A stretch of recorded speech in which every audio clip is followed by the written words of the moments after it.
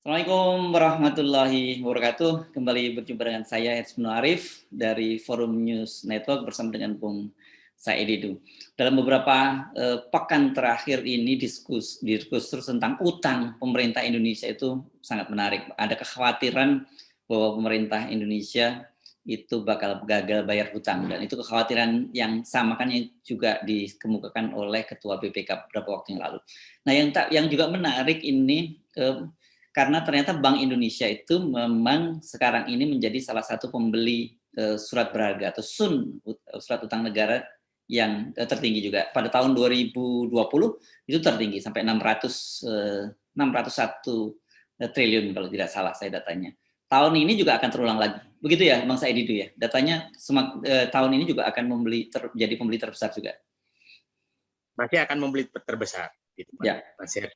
Jadi saya pikir ini perlu kita telusuri dengan baik, Mas Hersu, supaya publik paham. Saya ingin menjelaskan beberapa hal supaya agak detail.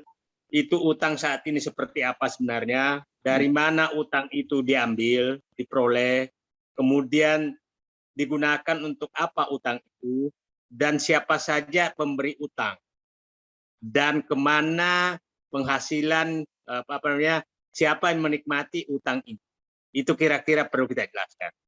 Nah, perlu kita jelaskan sekarang bahwa utang itu sebenarnya ada namanya utang publik. Utang publik itu utang yang terkait dengan pemerintah apabila gagal. Itu ada 3 komponen, yaitu utang pemerintah sendiri, kemudian utang Bank BUMN, dan utang Bank Indonesia. Itu kalau dilihat sekarang, sudah sekitar ditotalkan 3-tiganya, itu mungkin sekitar sudah 12.500 triliun. Utang publik namanya.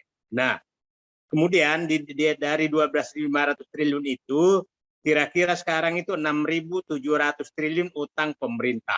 6.700 triliun. Sekitar separuhnya ya.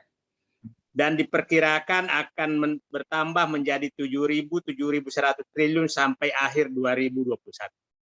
Oke. Sekarang, utang itu sumber utangnya dari mana sebenarnya? Nah, kalau dulu sumber utang itu sebagian besar 70-80% dari luar negeri. Sekarang terbalik, sekitar 80% itu dari dalam negeri. Kedua-duanya ada untung ruginya. Nah, dulu kalau utang luar negeri berarti ada uang masuk ke Indonesia. Nah, tapi sekarang karena utang dalam negeri mati uang, tidak ada yang masuk. Bunga utang sebelumnya itu sebenarnya kalau masa Orde Baru itu karena ada namanya IJJI, ada CJI, itu kan biasanya 1-2% per tahun. 1-2%. Sekarang utang sekarang ini sudah 6-7% bunganya per tahun. Oke. Nah, sumber utang itu dulu kalau luar negeri itu ada multilateral, ada bilateral. Multilateral itu Bank Dunia, Bank Perkembangan Asia, kemudian IMF, itu namanya multilateral. Bilateral biasanya adalah di negara-negara yang memberikan proyek, umpamanya pembelian pesawat tempur, maka itu lewat kredit ekspor, itu bilateral. Pembelian kapal-kapal dulu itu bilateral. Jadi kredit ekspor biasanya bilateral. Nah, sekarang yang model 2 itu hanya tinggal 20%. Sebagian besar adalah SBN, surat berharga negara, yang diwujudkan dalam bentuk surat utang negara, SUN. SUN ada 2, SUN konvensional dan SUN syariah. Nah, yang biasanya diwujudkan di masyarakat namanya ORI. ORI itu sertifikat utang, kita beli biasanya ORI. Nah, sekarang saya ingin masuk ke situ. Jumlahnya sekarang untuk SBN itu sekitar 80%. Jadi sekitar mungkin kira-kira 5.000 triliun. 5.000 triliun. Nah, 5.000 triliun itu adalah pemiliknya adalah pemilik sertifikat surat sertifikat berharga negara yang bukan dalam SUN. Problemnya SUN ini ada dampaknya, dan ada dampaknya masalah adalah karena kita tidak tahu siapa pemiliknya. Dan dia harus dibayar terus bunganya tiap bulan. Karena kalau tidak dibayar, maka itu dianggap gagal bayar. Gagal bayar maka dampaknya kepada negara. Nah, sekarang seperti kita ketahui bahwa tahun 2022 itu kan sekitar 405 triliun untuk bunganya saja. Sekarang 2021 ini sekitar 370 triliun untuk bunga saja.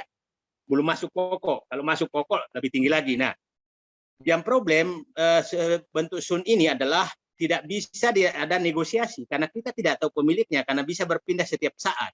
Nah, itu yang pertama. Yang kedua, risikonya adalah kalau pemilik ini mau menjual surat utang negaranya, maka pemerintah harus membeli. Sementara negara tidak punya uang. Kalau umpamanya begini, Mas Hersho punya ori, mau dijual, tidak ada yang beli, maka pemerintah wajib membeli.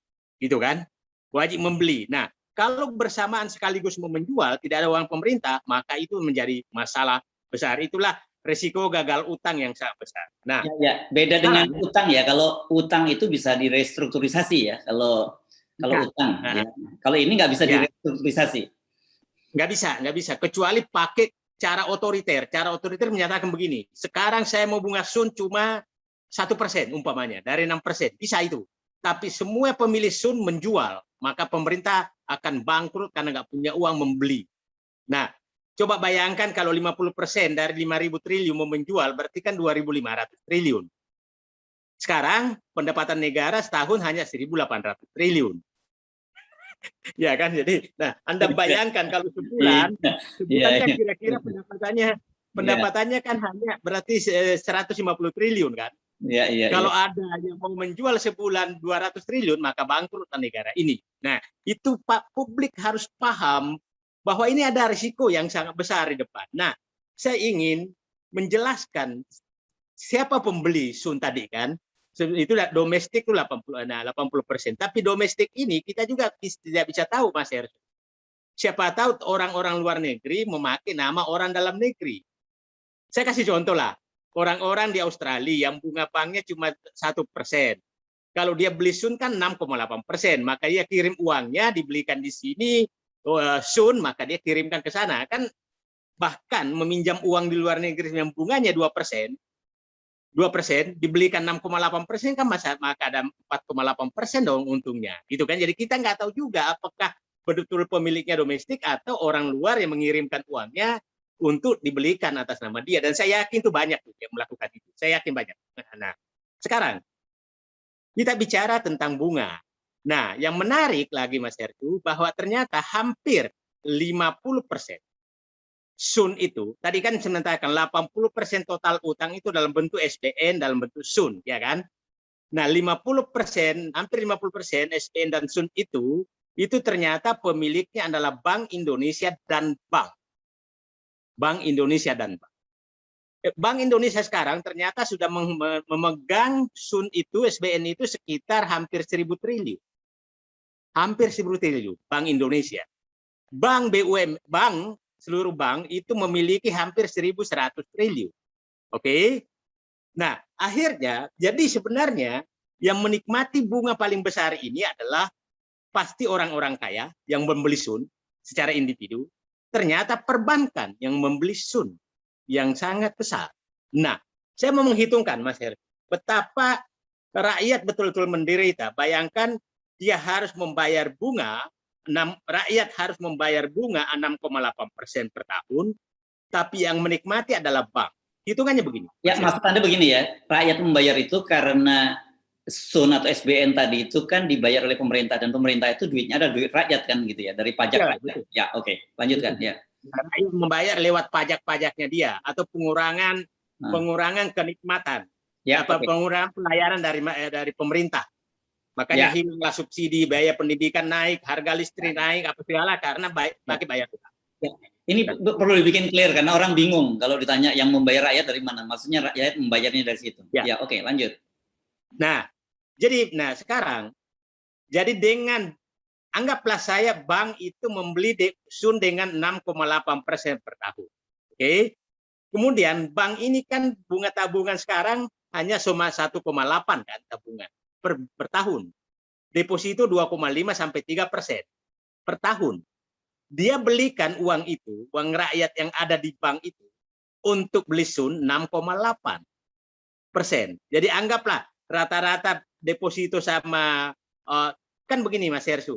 orang yang punya uang bisa beli langsung Sun, ada Sun retail, tapi ada juga uang rakyat yang tersimpan di deposito tabungan dan bank udah bisa menghitung untuk dibelikan Sun. Nah, jadi bank menikmati 6,8% dari bunga Sun yang dibayar oleh rakyat, yang dibayar oleh rakyat dan menjadi pendapatan bank. Oke, 6,8%. Tapi bank memakai uangnya rakyat rata-rata berarti deposito sama tabungan ya hanya kira-kira 3% lah. 2,5%. 2,5% dikurangkan 6,5 berarti bank mendapatkan 4% dari mendagangkan uang rakyat. Mendagangkan uang rakyat yang ada di tabungan dan dan deposito dibelikan Sun. 4% untungnya bank. Untungnya bank. Nah, bagaimana dengan Bank Indonesia yang hampir 1.000 triliun? Bank Indonesia, uang yang dibeli Sun oleh Bank Indonesia disalurkan juga ke perbankan.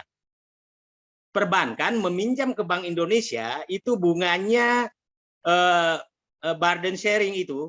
Burden sharing itu adalah pembagi beban, maka Bank Indonesia menanggung sebagian beban bunga yang 6,8% itu.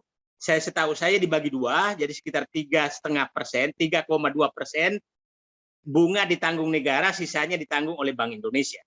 Nah, Bank Indonesia meneruskan uang ini ke bank. Jadi bank kira-kira mendapatkan bunga dari Bank Indonesia 3,75%. Oke, 3,75% dari Bank Indonesia. Tadi kan saya katakan, ada 1.000 triliun dia dibeli Bank Indonesia. Bank Indonesia diapakan uang Sun itu? Itu disalurkan lagi ke perbankan, dipinjamkan ke perbankan. Perbankan ini mengambil dari bank itu, Bank Indonesia mungkin 3,75%. 3,75%. Dibelikan Sun lagi oleh bank itu. Diberikan Sun lagi oleh bank itu berarti dia punya margin kan sekitar 3% dari kalau dia belikan. Jadi betul-betul mekanisme ini sudah rentenir itu kan memanggil bunga, mengambil bunga. Nah, saya nggak tahu lagi apa namanya karena ini kan. Oke, paham saya. Nah, jadi kita meminjami bank dengan uang kita karena kita menabung di bank itu, kemudian dibelikan Sun, dia dapat keuntungan yang sangat tinggi. Tapi sebenarnya membayar bunganya juga rakyat juga, kita juga yang bayar gitu ya. Ini udah jadi kayak rentenir. Lebih parah dari rentenir ini. Nah, jadi bayangkan Mas Hersu memberikan uang ke orang, uang itu meminjamkan ke orang lain dan dia dapat untung, tapi untungnya itu Mas Hersu juga yang bayar kepada orang yang jadi begitu siklusnya. Jadi lebih parah dari rentenir. Kalau rentenir dia punya duit dipinjamkan kita dan kita diminta dengan bayar yang tinggi gitu kan. Kalau ini duit kita dipinjam untuk membeli barang dan dia kemudian yang bayar kita juga. Ya, kita yang bayar. Nah, ini rakyat harus paham bahwa sudah terjadi siklus rentenir di dalam pengelolaan utang. Sudah terjadi siklus rentenir dan rentenirnya kebijakan pemerintah dalam hal ini negara, bukan siapa-siapa. Nah, itulah kenapa Mas Hertu, jangan heran kalau muncul data kemarin bahwa orang kaya semakin banyak. Karena dia menikmati perputaran uang yang menyedot ke atas. Ini kerjaan rentenir. Nah, jadi saya kasih contoh Mas Heru. Saya punya uang, saya beli Sun. Saya keluarkan semua dari bank. Saya beli Sun, maka saya dapat 6,8%. Terus saya ngutang ke bank, Mas Heru. Ngutang ke bank dengan bunga, dengan saya punya jaminan. Biasanya kalau jaminannya bagus, mungkin uang cash mungkin dapat 3,5%, saya belikan atau 4%, saya belikan Sun 6,8%, saya dapat 2,8%. Nggak ada kerjaan saya. Nah, jadi ini menurut saya ingin betul-betul menggugah hati pengambil kebijakan, bahwa apakah ini bukan Anda sudah membuat siklus rentenir yang rentenirnya sendiri lahir dari kebijakan pemerintah. Itu nah ini logika saya sangat sederhana dengan perhitungan tadi Mas Hersu. Jadi nah tolonglah para pihak berpikirlah jernih. Jadi jangan menyatakan bahwa ini tidak ada masalah, ini sudah masalah sangat besar. Belum saya masuk terhadap Mas Hersu itu pembayaran utang, bunga utang sekarang itu 400 triliun, dengan pokok kira-kira 1.000 triliun. 400 triliun itu, Mas Hertu, itu sudah 22% lebih dari pendapatan. 22% dari pendapatan negara. Sementara menurut IMF itu maksimum 10% dari pendapatan negara untuk bayar bunga. Nah, itu yang sering digunakan orang. Utang Amerika juga punya utang besar. Jepang juga punya utang besar. Betul. Tapi pendapatan negaranya untuk bunganya belum mencapai 10%. Bukan ya. Itu jadi sama dengan gini.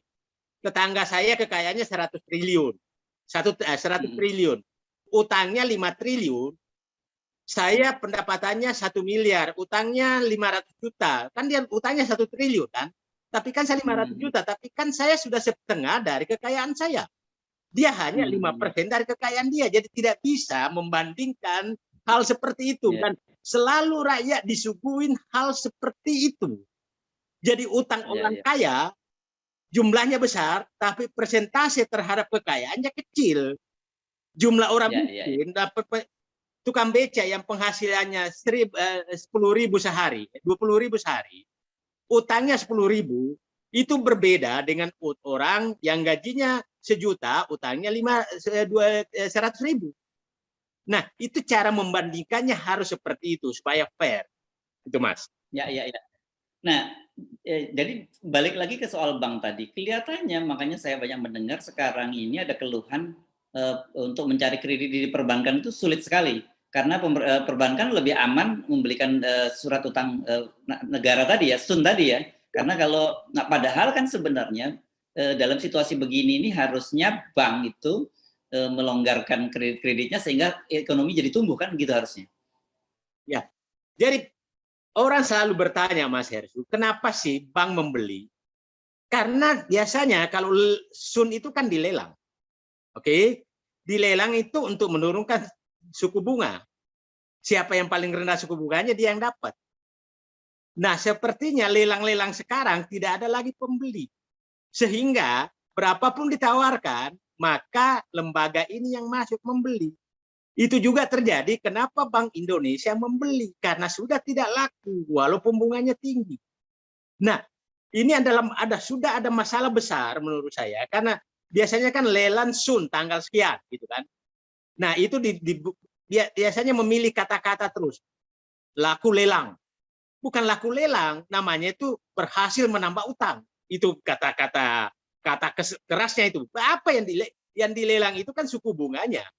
Dan lucu tuh, judulnya selalu dibikin supaya rakyat nggak paham. Jadi rakyat tolong pahami, kalau pemerintah melakukan lelang SUN, itu artinya minta menambah utang kepada rakyat yang punya utang dan pemerintah bersedia menampung utangnya dan pembayarannya dibebankan kepada rakyat.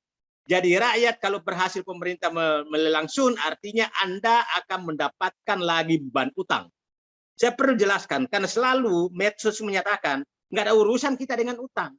Dia nggak paham bahwa utang inilah membuat tidak ada uang pemerintah untuk memperbaiki sekolah, memperbaiki kesehatan, mengini jalan tol supaya nggak naik, memberi subsidi listrik, membeli subsidi BBM supaya tidak naik. Itu tidak ada yang paham. Dan yang selalu juga saya ingin jelaskan, Mas Resu, selalu menyatakan itu dipakai infrastruktur. Itu tidak sama sekali. Utang ini bukan dipakai untuk infrastruktur, itu dipakai untuk belanja-belanja yang pencitraan dan macam-macam. Nah, infrastruktur ini yang dibanggakan kan selalu tol, bandara, kereta api, dan pelabuhan. Bendungan saya katakan hampir 90% pembangunan itu dibiayai oleh BUMN dan swasta, bukan pemerintah. Jadi tidak ada kaitannya dengan utang pemerintah. Itu kaitannya dengan utang BUMN. Supaya publik paham, jangan dibelok-belokkan oleh pihak-pihak tertentu yang membelokkan kondisi ini gitu, Mas. Oke, jadi ini seperti sudah lingkaran setan ya, karena perbankan juga menikmati itu dan juga pemerintah juga gampang sekali karena yang tadi itu ada semacam kesepakatan dengan Bank Indonesia yang burden sharing tadi. Jadi semua yang dijual oleh pemerintah terserap kesannya begitu kan? Ya begitulah. Jadi saya tadi bertanya Mas Heris, kenapa bank tidak menyalurkan kredit? Kan begini. Ya, selain memang tidak ada yang menguntungkan, resikonya tinggi. Nah, kalau kredit ini disalurkan, kalau bunga sekarang mungkin 12%. Nah, resikonya tinggi. Buat apa? Mending saya kan margin saya sebagai bank sudah 3%. Biaya sekarang perbankan itu mungkin biaya operasional mungkin 1,5 sampai 2%. Jadi kalau saya sudah dapat 2%, yang ongkang-ongkang kaki 2% dari 1.000 triliun. 1.000 triliun itu besar sekali. Dan perlu saya ingatkan, bank yang dimasuk membeli Sun ini bukan bank BUMN saja loh. Seluruh perbankan, termasuk bank-bank swasta. Nah, jadi betul-betul sekarang itu tersedot uang rakyat ke atas untuk dinikmati oleh konglomerat dan nah, itulah kenapa perbankan sehat karena begini, sehatnya perbankan itu satu dia bisa dapat pinjaman lunak dari BI hasil penjualan Sun. Yang kedua, dia mendapatkan bunga murah dari deposito dan tabungan dan dibelikan Sun. Jadi marginnya sangat aman. Oke, clear. Jadi sebenarnya ini kalau kayak gini nih yang lebih parah dari rentenir ini perbankannya, tetapi pemerintah memfasilitasi kebijakan itu, kira-kira gitu ya? Sepertinya demikian. Jadi tapi tidak salah perbankannya. Nah ini kan karena kebijakan yang diambil begitu. Nah, kebijakan ya. pasti orang bertanya, kenapa kebijakannya seperti ini? Saya katakan, pemerintah sudah terjebak dengan jeratan utang sehingga membuat siklus rentenir. Oke, saya ulangi. Pemerintah sudah terbelit dengan jebakan utang yang saya katakan tadi dan terus sehingga membuat kebijakan rentenir. Nah, kenapa saya katakan sudah terbelit dengan utang, Mas Herdu? Saya katakan cicilan utang belanja wajib. Belanja wajib adalah belanja yang harus dikeluarkan. Kalau enggak, negara sudah bubar. Satu adalah cicilan utang. Dua adalah gaji ini dan transfer daerah pendidikan. Ini belanja wajib. Belanja wajib ini kira-kira sudah 1.600 1.700 triliun, Mas Hersu. Belanja wajib. Ya. Pendapatan maksimum 1.800 triliun. Jadi uang yang tersisa tinggal 100 triliun. 100 triliun untuk seluruh Indonesia. Terjadi gempa bumi sekali selesai. Biaya pertahanan gimana? Biaya gempa bumi gimana? Biaya bencana alam gimana? Itu dana cadangan biasanya. Jadi ini jeratan utang yang sangat besar. Apalagi pemerintah masih bernafsu bangun ibu kota baru, bangun kereta api cepat. Nanti kita bahas kereta api cepat. Ini kita harus teruskan lagi.